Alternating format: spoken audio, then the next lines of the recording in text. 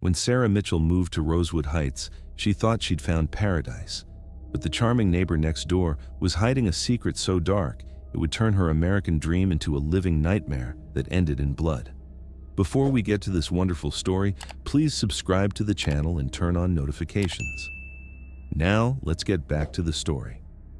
The moving truck pulled away from 1247 Maple Grove Lane on a crisp September morning in 2023, leaving Sarah Mitchell standing alone in front of her new colonial-style home in Rosewood Heights, Connecticut. At 34, Sarah had finally achieved what she'd always dreamed of, a fresh start in a picture-perfect suburban neighborhood where children rode bikes on tree-lined streets and neighbors actually knew each other's names. But what Sarah didn't know was that her decision to move here would set in motion a chain of events that would destroy everything she held dear. Sarah had chosen Rosewood Heights specifically for its reputation as one of Connecticut's safest communities. The real estate agent, Margaret Webb, had painted a glowing picture of morning coffee chats with neighbors, community barbecues, and the kind of small-town charm that seemed to have vanished from modern America. After her messy divorce from her cheating ex-husband David in Boston, Sarah craved nothing more than peace and anonymity. As she surveyed her new domain, a beautifully maintained 3-bedroom home with white picket fence and mature oak trees, Sarah felt a genuine smile cross her face for the first time in months. The neighborhood was exactly as advertised: pristine lawns, American flags fluttering from front porches, and the kind of serene atmosphere that made urban chaos feel like a distant memory. Little did she know that behind those perfect facades, someone was already watching her every move. "Welcome to the neighborhood." Sarah turned to see a tall, attractive man in his early 40s approaching from the house next door. He had salt and pepper hair, kind blue eyes, and the sort of warm smile that immediately put people at ease. He was dressed casually in khakis and a polo shirt, looking every inch the successful suburban professional. "I'm Marcus Hoffman," he said, extending a well-manicured hand. "I live right next door with my wife Rebecca and our daughter Emma." We couldn't help but notice the moving truck. Sarah shook his hand, grateful for the friendly welcome. "Sarah Mitchell, it's so nice to meet you. This seems like such a wonderful neighborhood." "Oh, it absolutely is," Marcus replied with enthusiasm. "We've been here 8 years now, and I can honestly say it's been the best decision we ever made. Rosewood Heights is special. Everyone looks out for each other here." But as Marcus spoke those reassuring words, Sarah caught something in his eyes, a flicker of something she couldn't quite identify. It was gone so quickly she wondered if she'd imagined it. Their conversation was interrupted by the arrival of a beautiful woman with shoulder-length auburn hair and a warm smile. She was pushing a stroller containing an adorable toddler with Marcus's blue eyes. "This must be our new neighbor," the woman said brightly. "I'm Rebecca, and this little angel is Emma." Sarah felt immediately drawn to Rebecca's genuine warmth. There was something refreshingly authentic about her, none of the artificial politeness Sarah had encountered in some suburban communities. "Sarah Mitchell," she replied, waving at little Emma, who giggled and clapped her hands. "She's absolutely gorgeous." "Thank you," Rebecca beamed. "We think she's pretty special. Listen, I know moving can be overwhelming, so please don't hesitate to ask if you need anything. I work from home as a graphic designer, so I'm usually around." Marcus nodded in agreement. Rebecca's being modest. She's incredibly talented. And I'm in pharmaceutical sales, so I travel quite a bit, but when I'm home, I'm always happy to help with anything you might need. As the 3 adults chatted about the neighborhood, schools, and local restaurants, Sarah couldn't shake the feeling that Marcus's eyes lingered on her just a moment too long each time Rebecca wasn't looking. Over the next few weeks, Sarah settled into her new routine with surprising ease. She'd taken a position as a marketing manager for a small tech company in nearby Hartford, and the 20-minute commute was a welcome change from Boston's traffic nightmare. Her new colleagues were friendly, and she was beginning to feel like she might actually build a fulfilling life in Connecticut. The Hoffmans proved to be everything she could have hoped for in neighbors. Rebecca stopped by regularly with homemade cookies or to chat over the fence while Emma played in their beautifully landscaped backyard. She was funny, intelligent, and the kind of friend Sarah had been hoping to find in her new community. Marcus, meanwhile, was the epitome of the helpful neighbor. When Sarah's garbage disposal broke, He was there within minutes with his toolbox. When she mentioned wanting to plant flowers but not knowing what would thrive in Connecticut soil, he appeared the next day with detailed gardening advice and offers to help with the heavy lifting. But Sarah was beginning to notice things about Marcus that made her increasingly uncomfortable. It started with small things. The way he always seemed to be outside working in his yard whenever she came home from work. How he would materialize to help with her groceries before she'd even asked. The fact that he knew details about her daily schedule that she'd never shared with him. "You must be tired," he said one evening as she pulled into her driveway after an especially long day. "I noticed you left earlier than usual this morning. Probably had meetings all day." Sarah paused, her hand on her car door. She hadn't mentioned leaving early to anyone, and Marcus's car hadn't been in his driveway when she left at 7:30 a.m. "How did you know I left early?" she asked, trying to keep her tone light. Marcus's smile never wavered. "Oh, I was up getting Emma ready for daycare. She's an early riser, keeps us all on our toes." The explanation seemed reasonable enough, but something about the way Marcus delivered it made Sarah's skin crawl. There was a practiced quality to his response, as if he'd prepared it in advance. That night, Sarah found herself checking and double-checking her locks before bed. For the first time since moving to Rosewood Heights, she didn't feel safe. The next morning brought an unexpected discovery that would change everything. Sarah was running late for work and rushed outside to grab her newspaper from the driveway. As she bent to pick it up, something caught her eye: fresh footprints in the soft soil of her flower bed, directly beneath her bedroom window. Her blood ran cold as she examined the prints more closely. They were large, clearly made by a man's shoe, and they led from the side of her house to the property line she shared with the Hoffmans. But what made her stomach turn was the realization that whoever had made these prints had been standing there for some time. The impressions were deep and deliberately placed, as if someone had been watching her windows for an extended period. Sarah's hands trembled as she pulled out her phone to take pictures of the footprints. The rational part of her mind tried to find innocent explanations. Maybe it was a utility worker or someone checking the foundation, but every instinct screamed that something was very wrong. Just as she finished photographing the evidence, she heard a familiar voice behind her. "Everything okay, Sarah?" She spun around to find Marcus approaching from his backyard, coffee mug in hand and concern etched on his features. He was dressed for work in an expensive suit, looking every inch the successful businessman. I found these footprints," Sarah said, trying to keep her voice steady. "Someone was standing outside my bedroom window." Marcus's expression immediately shifted to one of alarm. He set down his coffee and moved closer to examine the prints, careful not to disturb them. "This is very concerning," he said, his voice taking on a protective tone. "Have you called the police?" "I was just about to," Sarah replied, studying his face for any sign of deception. "Absolutely the right call," Marcus said firmly.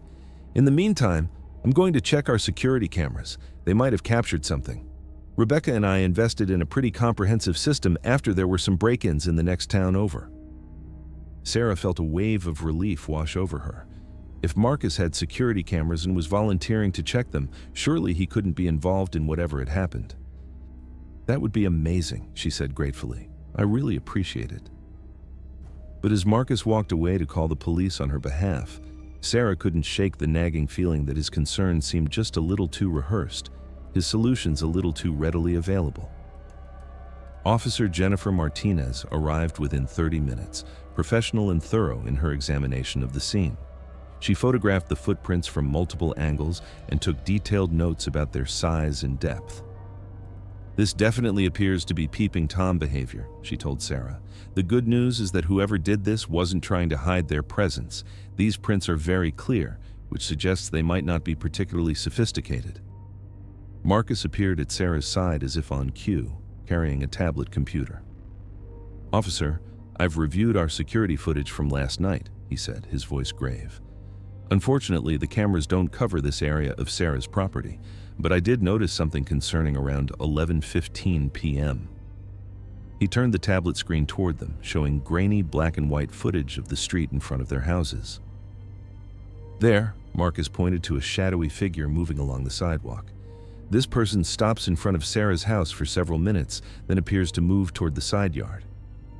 Sarah leaned in to get a better look, but the figure was too distant, and the lighting too poor to make out any distinguishing features. "I'll need a copy of this footage," Officer Martinez said. "Mr. Hoffman, I appreciate your vigilance. It's neighbors like you who help keep communities safe." As they spoke, Sarah noticed something that made her pulse quicken. In the timestamp on Marcus's security footage, she could clearly see the date, but the time seemed wrong. The incident was listed as occurring at 11:15 p.m., but Sarah distinctly remembered turning off her bedroom light just after midnight. After Officer Martinez left with promises to increase patrols in the neighborhood, Sarah found herself alone with Marcus on her front lawn. The morning sun cast long shadows between their houses, and she couldn't help but notice how isolated her property felt, despite being in the middle of a suburban development. "I want you to know that Rebecca and I take your safety very seriously," Marcus said, his voice taking on an intimate tone that made Sarah uncomfortable. "Until they catch whoever did this, please don't hesitate to call if you hear anything suspicious. Day or night." "I really appreciate that," Sarah replied, backing toward her front door. "I should probably get to work. I'm already pretty late." "Of course," Marcus said, but he made no move to leave. Instead, he seemed to be studying her face with an intensity that made her skin crawl. "Sarah, can I ask you something personal?" Every alarm bell in Sarah's head started ringing, but she forced herself to remain polite. "Sure. Are you seeing anyone? Dating, I mean?" Marcus's question hung in the air between them like a physical presence. Sarah felt her cheeks flush with anger and embarrassment. The question was inappropriate under any circumstances, but coming just minutes after discovering someone had been watching her bedroom window, it felt almost predatory. "I don't think that's really relevant," she said firmly, her hand on her front door handle. "I didn't mean to make you uncomfortable," Marcus said quickly, holding up his hands in a gesture of surrender. "It's just a woman living alone, especially after something like this. I worry, you know?" But there was something in Marcus's eyes that told Sarah his interest wasn't protective, it was possessive. And for the first time, she began to wonder if her perfect neighbor might be hiding secrets darker than she'd ever imagined. That evening, Sarah called her best friend Jessica, who still lived in Boston. As she recounted the day's events, she found herself voicing suspicions she hadn't even fully admitted to herself. "Jess, what if it wasn't a random peeping Tom?" Sarah said, pacing her kitchen while cradling the phone. "What if it was Marcus?" "Sarah, honey, I think you're letting paranoia get the better of you," Jessica replied gently. "You've been through so much with the divorce and the move. It's natural to feel suspicious of everyone right now."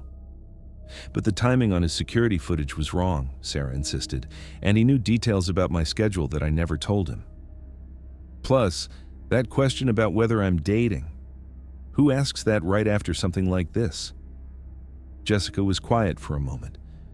"Okay, let's say you're right and something is off about this guy. What are you going to do? You can't exactly accuse your neighbor of stalking you without proof." Sarah knew Jessica was right, but the feeling of being watched hadn't left her all day. She'd found herself checking over her shoulder constantly at work, and the drive home had felt like running a gauntlet. "Maybe I should install my own security cameras," Sarah said.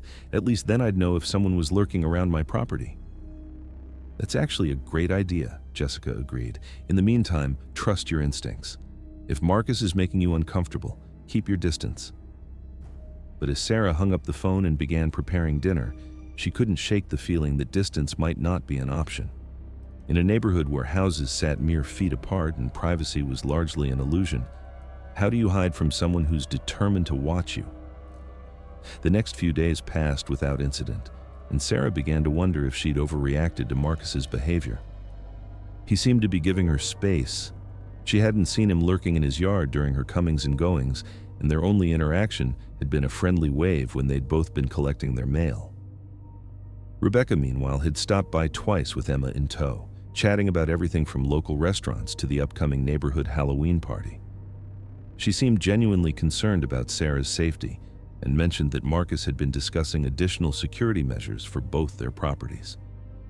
"He's such a worrier," Rebecca said with an affectionate eye roll as Emma played with blocks on Sarah's living room floor. "Ever since what happened to you, he's been checking the locks 3 times before bed and insisting on walking me to my car whenever I go out after dark." Sarah felt a pang of guilt. Here was Rebecca, grateful for her husband's protectiveness, while Sarah was harboring dark suspicions about the same man. "It's sweet that he cares so much," Sarah said carefully. "How long have you two been married?" "Almost 10 years, Rebecca replied with a warm smile. "We met in college. He was this charming pre-med student who swept me off my feet. He ended up switching to business, but he never lost that caring nature that drew me to him in the first place." As Rebecca spoke lovingly about her husband, Sarah found herself studying the other woman's face for any signs of doubt or fear.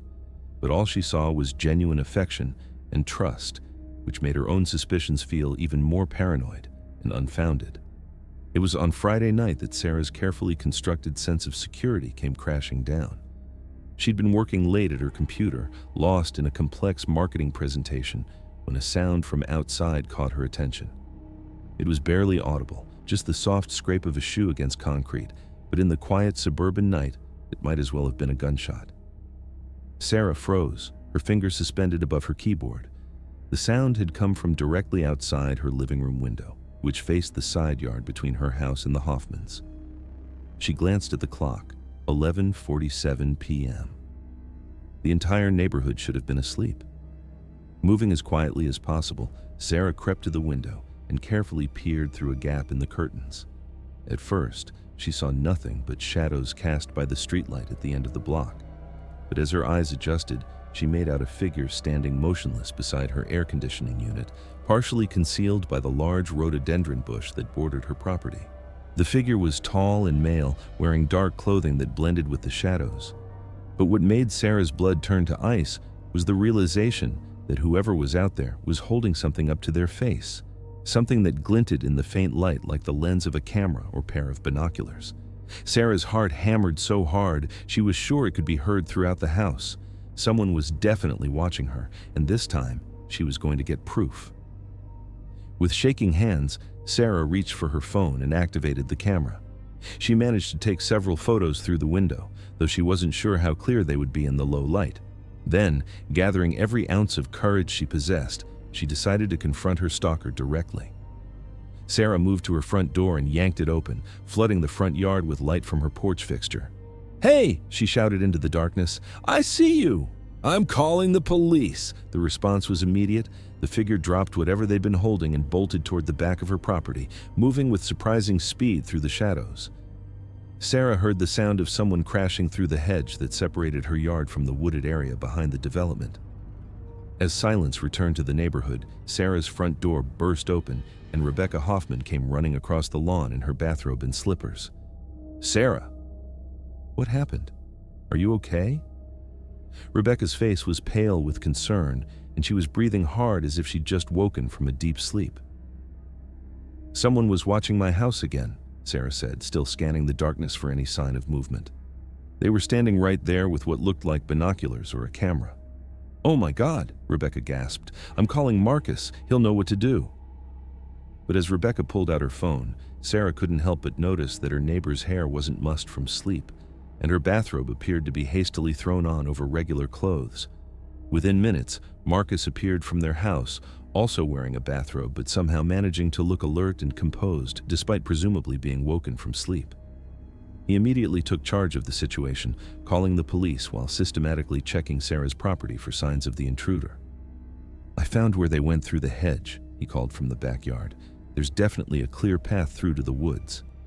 Whoever this is knows the area well." Officer Martinez arrived for the second time in a week, looking increasingly concerned about the escalating situation. "This is definitely becoming a pattern," she told Sarah. "I'm going to recommend increased patrols, and I think you should seriously consider staying somewhere else until we catch this person."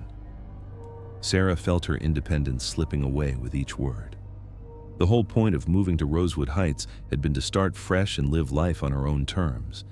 Now she was being told to run away from her own home.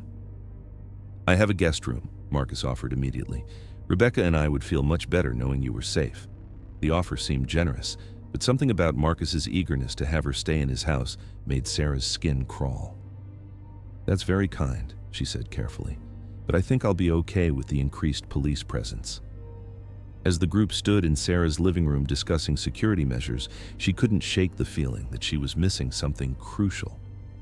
The timing of Rebecca's appearance, Marcus's preparedness, the stalker's knowledge of the property. It all felt choreographed, like pieces of a puzzle she couldn't quite solve. The next morning brought an unexpected revelation that would change everything Sarah thought she knew about her situation. She was reviewing the photos she'd taken the night before when she noticed something in the background of one image that made her stomach drop.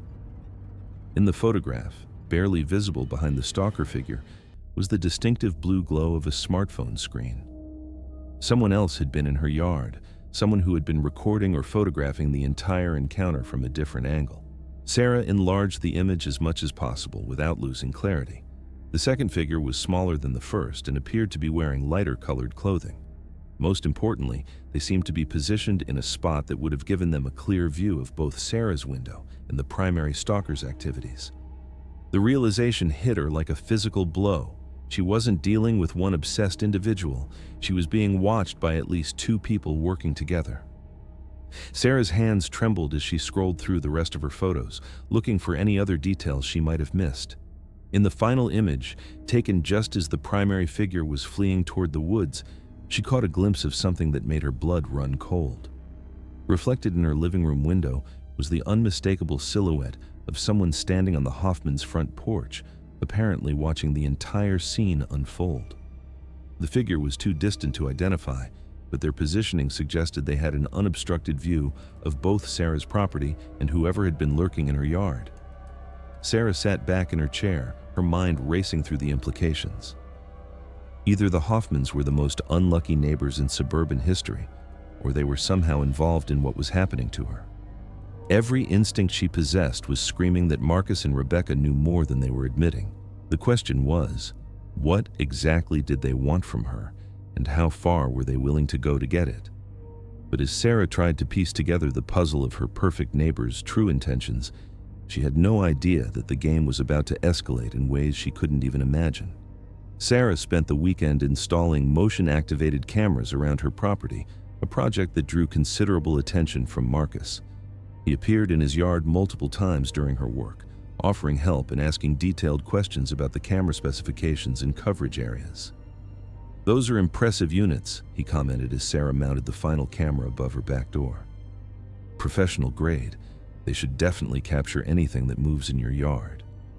"That's the idea," Sarah replied, not mentioning that she'd deliberately positioned one camera to monitor the property line between their houses. "You know," Marcus continued, his tone casual but his eyes intense, "Rebecca and I have been talking, and we're worried that all this security equipment might be making you feel more anxious rather than safer.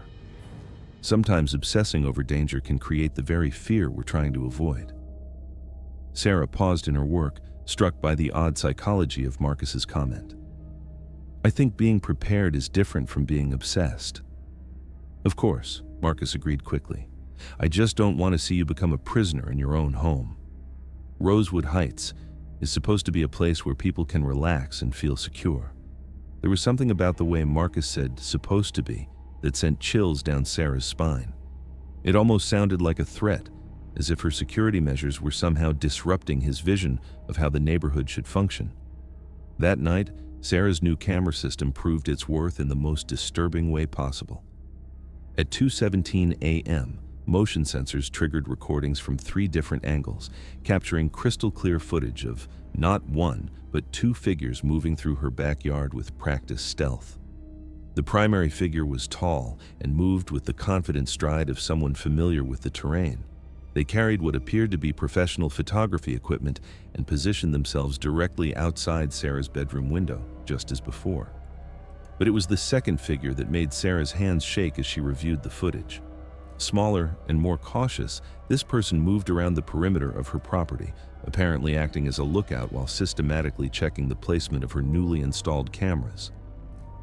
What made the footage truly terrifying was the realization that both figures seemed to know exactly where her cameras were positioned. They moved through her yard with the precision of people who had studied her security setup in advance. The most chilling moment came at 2:31 a.m. when the lookout figure approached the camera mounted above her back door and appeared to make an adjustment to its angle. Sarah watched in horror as her own security system was tampered with by someone who clearly understood exactly how it operated. Sarah immediately called the police, but by the time Officer Martinez arrived, both intruders had vanished without a trace.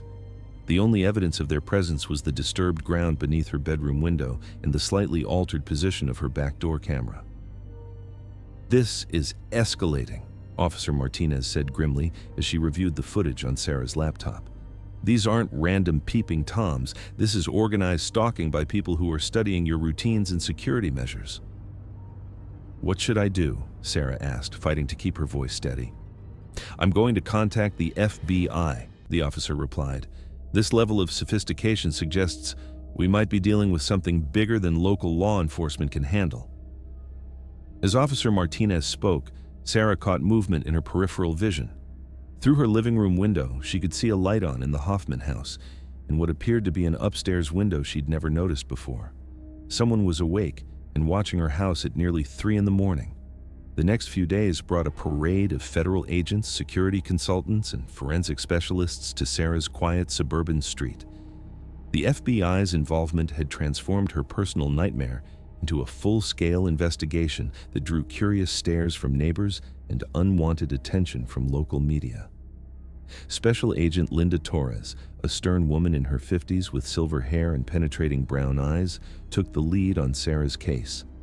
She reviewed all the evidence with the methodical precision of someone who had seen every possible variation of human predatory behavior. "Miss Mitchell," Agent Torres said as they sat in Sarah's living room, "I need to ask you some difficult questions about your relationship with your neighbors." Sarah felt her pulse quicken. "The Hoffmans?" "We've been analyzing the camera footage and the pattern of incidents," Torres continued. "The level of knowledge these stalkers have about your property and routine suggests someone with regular access to information about your daily life." "Are you saying you think Marcus and Rebecca are involved?" Sarah asked, voicing the suspicion she'd been harboring for weeks. "I'm saying we need to explore every possibility," Torres replied carefully. "Can you think of any reason why the Hoffmans might want to monitor your activities?" As Sarah considered the question, fragments of conversations and interactions with Marcus began to take on sinister new meanings. His eagerness to help, his detailed knowledge of her schedule, his inappropriate personal questions. What if it had all been part of a carefully orchestrated plan? "There's something else," Sarah said slowly. "Marcus seems to know things about my life that I've never told him.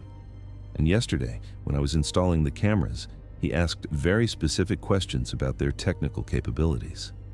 Agent Torres made notes as Sarah spoke. "We're going to need to conduct surveillance of your neighbors as part of this investigation. In the meantime, I want you to maintain normal interactions with them, but document anything that seems unusual."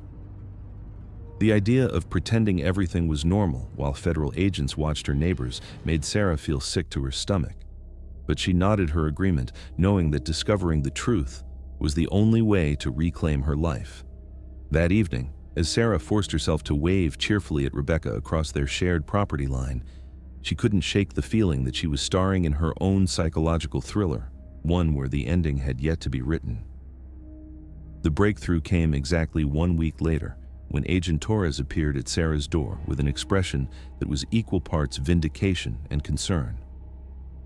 "We need to talk," Torres said, stepping into Sarah's living room and immediately moving to close all the curtains. "What I'm about to tell you is going to be difficult to hear."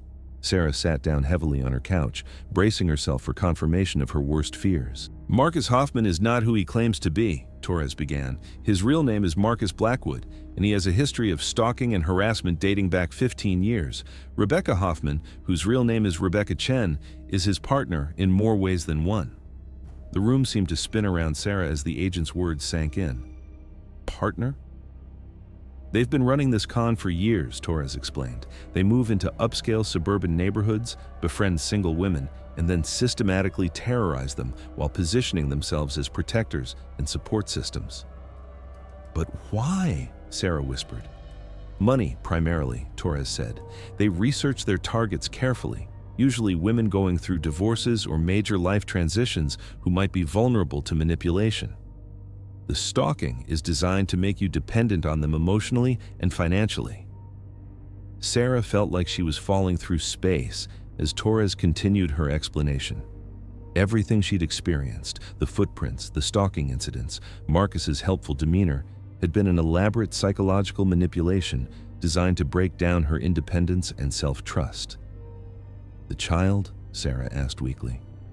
"Emma is Rebecca's daughter from a previous relationship, but she's been trained to be part of their operation.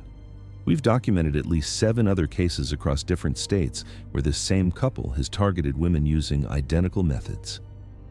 Agent Torres pulled out a file containing photographs of other homes, other neighborhoods, other women who looked remarkably similar to Sarah, educated professionals in their 30s who had recently moved to new areas. In most cases, they eventually convinced their targets to give them power of attorney or access to financial accounts, Torres continued. They present themselves as the only people who can keep the women safe, and their victims become so dependent on them that they hand over control willingly. Sarah stared at the photographs, seeing her own story reflected in the faces of strangers. "What happened to these other women?" "That's what we're still investigating," Torres said grimly.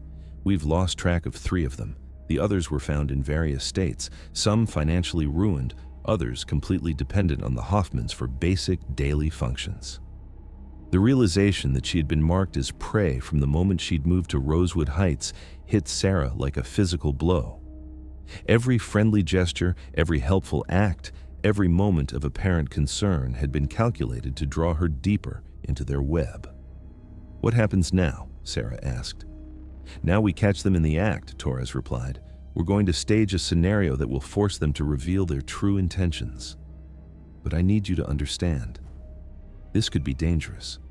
When people like this realize their con has been exposed, they sometimes become violent." Sarah thought about the weeks of terror she'd endured, the way her confidence and independence had been systematically eroded by people she'd trusted. The anger that rose in her chest burned away the last traces of fear. "What do you need me to do?" As Agent Torres outlined the plan that would finally expose the Hoffmans' true nature, Sarah realized that her ordeal was far from over. In fact, the most dangerous part was just beginning. The plan was elegantly simple in its deception.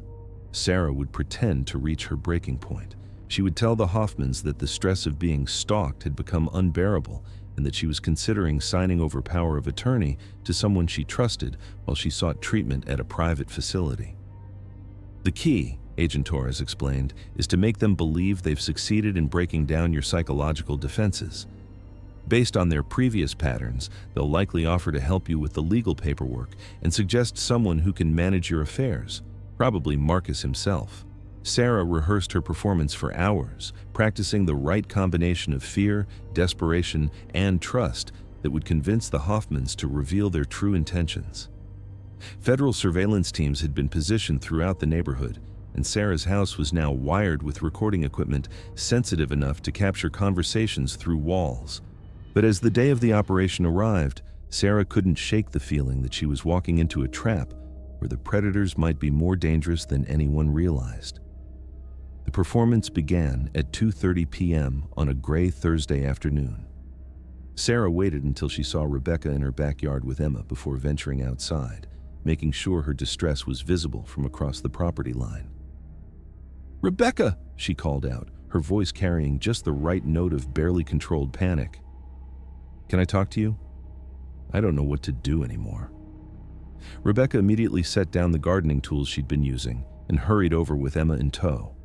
Her expression was one of perfect neighborly concern, but now that Sarah knew the truth, she could see the calculating intelligence behind the caring facade. "What's wrong, honey?" Rebecca asked, reaching out to touch Sarah's arm in a gesture that now felt predatory rather than comforting.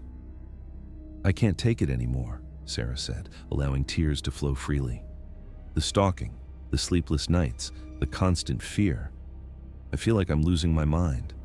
My doctor thinks I need to check myself into a facility where I can feel safe while I recover."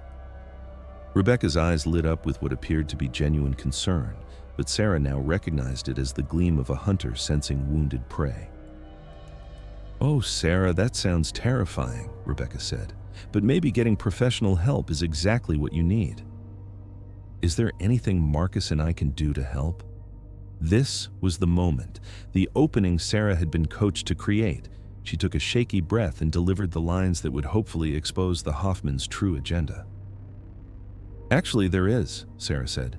My lawyer says I should give someone power of attorney to handle my affairs while I'm away, paying bills, managing the house, that sort of thing.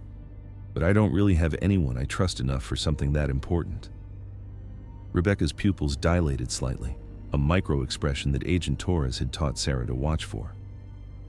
That's such a difficult position to be in, Rebecca said sympathetically. You know, Marcus handles a lot of financial and legal matters in his work. I'm sure he'd be honored to help you with something like that. Sarah pretended to consider this for the first time. Do you really think he would? I mean, it's such a huge responsibility. Are you kidding? Rebecca said with apparent enthusiasm. Marcus would be insulted if you asked anyone else. He's always saying how much he cares about you and wants to make sure you're safe. As Rebecca spoke, Sarah caught sight of Marcus approaching from his house, moving with the swift purposefulness of someone who had been monitoring their conversation. Sarah, Rebecca told me what's happening, Marcus said as he joined them, his face a mask of concern and determination. I want you to know that you don't have to face this alone. Whatever you need, Rebecca and I are here for you. Sarah forced herself to look grateful rather than terrified. Rebecca mentioned that you might be able to help with power of attorney while I'm getting treatment. Absolutely, Marcus said without hesitation. I handle these kinds of arrangements all the time in my work. I can have the paperwork drawn up this afternoon, and we can make sure everything is properly filed before you check into the facility. The eagerness in his voice was barely concealed, and Sarah realized that the Hoffmans thought they were about to achieve their ultimate goal, complete control over their victim's life and assets. There's just one thing, Marcus continued, his tone becoming more serious. For your own protection, this kind of arrangement should probably be kept confidential. Sometimes when people know someone is getting psychological treatment, they try to take advantage of the situation. Sarah's blood turned cold as she realized the implication. The Hoffmans wanted to isolate her completely, ensuring that no one else would know they had power over her life. I hadn't thought of that, Sarah said, playing along with their manipulation. You're right. Discretion is probably important. Exactly, Marcus said, his smile taking on a predatory quality that made Sarah's skin crawl. Why don't you come over to our house this evening?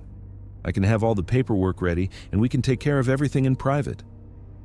Sarah nodded, knowing that Agent Torres and her team would be listening to every word through the sophisticated recording equipment hidden throughout both properties. That sounds perfect, Sarah said. I can't tell you how much this means to me. I finally feel like I might be able to get my life back. But as Sarah spoke those words, she caught something in Marcus's eyes that made her realize the Hoffmans' true plan might be far more sinister than financial fraud. As the afternoon wore on, Sarah watched from her window as unusual activity began around the Hoffman house. A van she'd never seen before pulled into their driveway, and several people in casual clothing began carrying boxes and equipment into the house. To any casual observer, it might have looked like a delivery or home improvement project, but Sarah now recognized it as preparation for something much darker. Agent Torres contacted Sarah through a secure communication device disguised as a fitness tracker. We're seeing the same preparations, Torres's voice crackled through the tiny speaker. They're bringing in materials that suggest this might be more than a simple fraud operation. Are you sure you want to go through with this? Sarah thought about the 3 missing women from the Hoffmans' previous operations, women who had vanished without a trace after falling into the same trap she was now deliberately walking toward. I'm sure, she whispered into the device. These people have to be stopped. But as 7 p.m. approached and Sarah prepared to walk into what could very well be her own execution, she couldn't help but wonder if her courage was actually just another form of the recklessness that had led her to trust the Hoffmans in the first place. At exactly 7 p.m., Sarah walked across the darkening yard to the Hoffman house, every step monitored by hidden federal agents positioned throughout the neighborhood. She had been fitted with recording devices so small they were undetectable, and her location was being tracked by multiple GPS systems. Marcus answered the door with the warm smile she had once found so reassuring, but now recognized as the mask of a predator. Sarah, come in, he said, stepping aside to allow her entry. Rebecca's just getting Emma settled upstairs, and then we can take care of all your paperwork. The Hoffman house, which Sarah had only glimpsed from the outside, was decorated with the same suburban perfection as the rest of the neighborhood. Family photos lined the walls, showing Marcus, Rebecca, and Emma in various happy poses that Sarah now knew were probably staged for the benefit of potential victims. But as Marcus led her toward what appeared to be a home office, Sarah noticed details that made her stomach turn. Deadbolt locks on interior doors, windows that had been painted shut, and the faint smell of industrial cleaning chemicals that suggested recent attempts to eliminate evidence. "I've prepared all the necessary documents," Marcus said, gesturing toward a desk covered with official-looking papers. "Power of attorney, medical decision-making authority, temporary financial management, everything you'll need for complete peace of mind while you're recovering." Sarah forced herself to appear grateful as she approached the desk.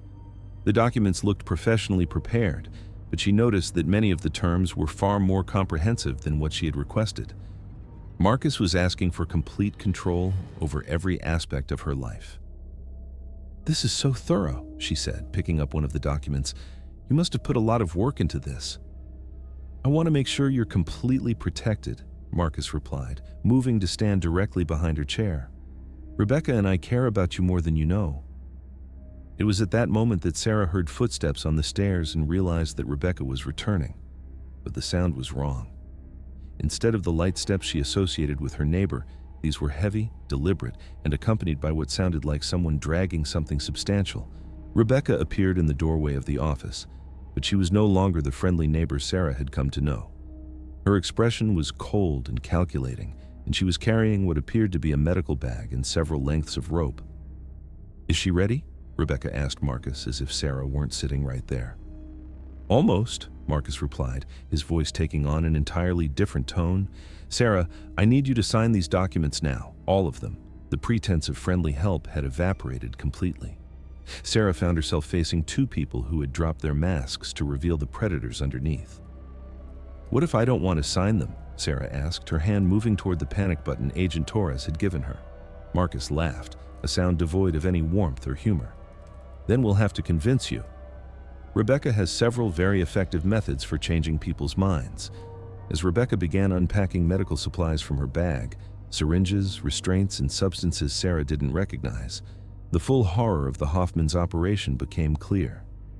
They weren't just financial predators, they were people who enjoyed the complete domination and control of their victims. "You see, Sarah," Marcus continued, circling her chair like a shark, "the other women we've helped understand that sometimes we know what's best for them better than they do. Once you sign these papers, you'll be able to relax completely. We'll take care of everything. Your house, your money, your medical decisions. You'll never have to worry about anything again." Sarah realized with crystal clarity that the three missing women from previous operations hadn't disappeared by choice. They were being held somewhere against their will, completely dependent on the Hoffmans for their basic survival. "And if I refuse?" Sarah asked, though she already knew the answer. Rebecca smiled, an expression that was somehow more terrifying than any threat. "Refusal really isn't an option at this point. But don't worry. After a few weeks of our special care, you'll wonder why you ever wanted to make your own decisions." Sarah's hand found the panic button just as Marcus moved to grab her wrists. The cavalry was coming, but she had to survive the next few minutes first. The sound of splintering wood echoed through the house as federal agents burst through the front door with tactical precision. Sarah dove away from Marcus's reaching hands just as Agent Torres and her team flooded into the office, weapons drawn and voices shouting commands. "Federal agents, get on the ground, now!" Marcus and Rebecca froze for a split second, their carefully constructed world crumbling around them. Then, Rebecca lunged for her medical bag, while Marcus made a desperate grab for Sarah, apparently intending to use her as a human shield. But Sarah was no longer the vulnerable victim they had spent weeks grooming. Fueled by rage and adrenaline, she drove her elbow into Marcus's solar plexus with enough force to double him over. As he gasped for breath, federal agents swarmed the room, quickly subduing both suspects. Within minutes, the house that had been Sarah's nightmare was secured, and Marcus and Rebecca Hoffman, or whatever their real names were, found themselves in federal custody, facing charges that would ensure they never terrorized another victim. The search of the Hoffman house revealed evidence that exceeded even Agent Torres's worst expectations. In the basement, investigators found a sophisticated holding facility designed to keep people prisoner for extended periods. Medical equipment, surveillance monitors, and detailed files on dozens of potential victims painted a picture of an operation far more extensive than anyone had imagined.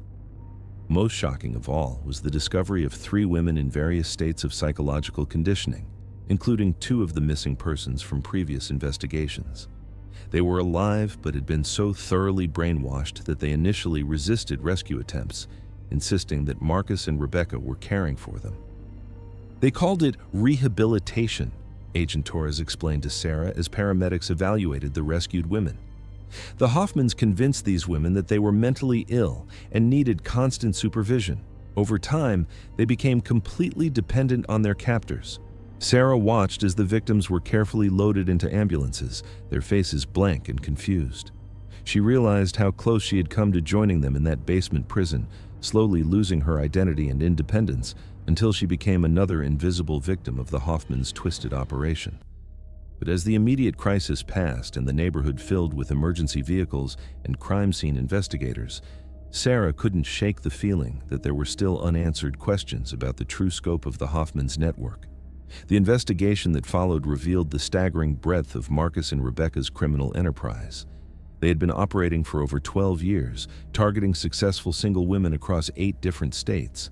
Their method was always the same: establish themselves as helpful neighbors, create a threat that only they could protect against, then gradually assume complete control over their victims' lives. The FBI discovered a network of accomplices who helped them research potential targets, create false identities, and maintain their various operations. Emma, the child Sarah had thought was their daughter, turned out to be one of several children they used as props to maintain their cover as a normal suburban family. Financial records showed that the Hoffmans had stolen over $3 million from their various victims, often keeping them alive in captivity long enough to systematically drain their accounts and sell their properties. Most disturbing of all was the discovery that they had been planning to expand their operation, potentially targeting entire neighborhoods rather than individual women. At the trial 6 months later, Sarah testified about her experience with a composure that surprised even herself.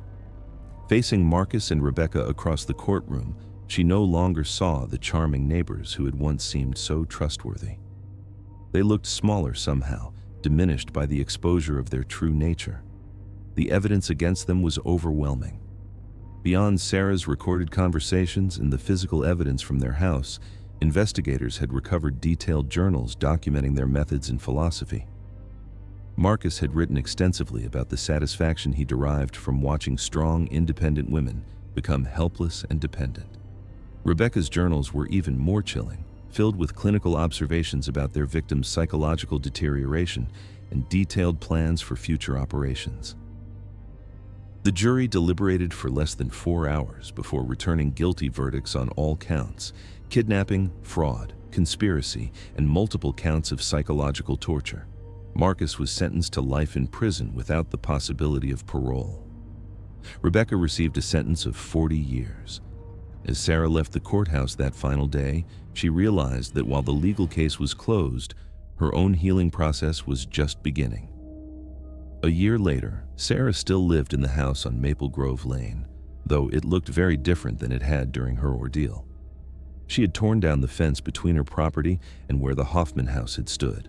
The county had demolished the building after determining it was too contaminated with evidence to ever be safe for habitation. In its place, Sarah had planted a garden filled with sunflowers and other bright, hardy plants that seemed to grow stronger each season. The symbolism wasn't lost on her neighbors, who had slowly learned to trust again after discovering that evil had lived among them for so long.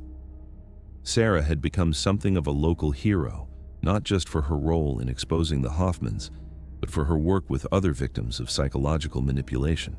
She spoke at conferences and worked with law enforcement agencies to help them recognize the warning signs of predatory behavior. But perhaps most importantly, she had learned to trust her own instincts again, understanding that the voice inside her head that had warned her about Marcus from the beginning was her greatest protection against future threats. On quiet evenings, Sarah sometimes stood in her backyard and looked toward the empty lot where the Hoffman house had been. She thought about the women who hadn't been as fortunate as she was, those who had trusted too easily and paid a price that could never be fully calculated. The experience had changed her in fundamental ways. She was more cautious now, slower to trust, but also more confident in her ability to protect herself. She had faced pure evil, disguised as suburban normalcy, and emerged victorious, not just surviving, but helping to save others in the process. The perfect neighbors had been anything but perfect, and their deadly secret had nearly cost Sarah everything she valued. But in the end, truth had prevailed over deception, courage over fear, and justice over the predatory manipulation that had masqueraded as care. As Sarah locked her doors that night and checked her security system, a routine that would probably never feel completely unnecessary, she reflected on how much her life had changed since that first moving truck had pulled away from 1247 Maple Grove Lane. She had come to Rosewood Heights seeking peace and anonymity. Instead, she had found her greatest challenge and her greatest triumph. The neighborhood was truly safe now, not because it was isolated from the world's dangers, but because its residents had learned to recognize evil when it wore a friendly face. The American dream, Sarah had learned, wasn't about finding the perfect community where nothing bad ever happened. It was about building the strength and wisdom to confront imperfection when it inevitably appeared, and having the courage to fight for what was right, even when the cost seemed too high to bear. In the end, the most important lesson wasn't about security systems or warning signs. It was about trusting the voice within that whispers the truth, even when everyone around you is telling a lie. And somewhere in the federal prison system, Marcus Blackwood sat in his cell, no longer the charming pharmaceutical salesman who had once terrorized suburban neighborhoods. His carefully constructed mask had been stripped away forever, revealing the hollow predator beneath. His reign of terror was over, but the strength he had unknowingly helped create in his victims would endure long after his name was forgotten.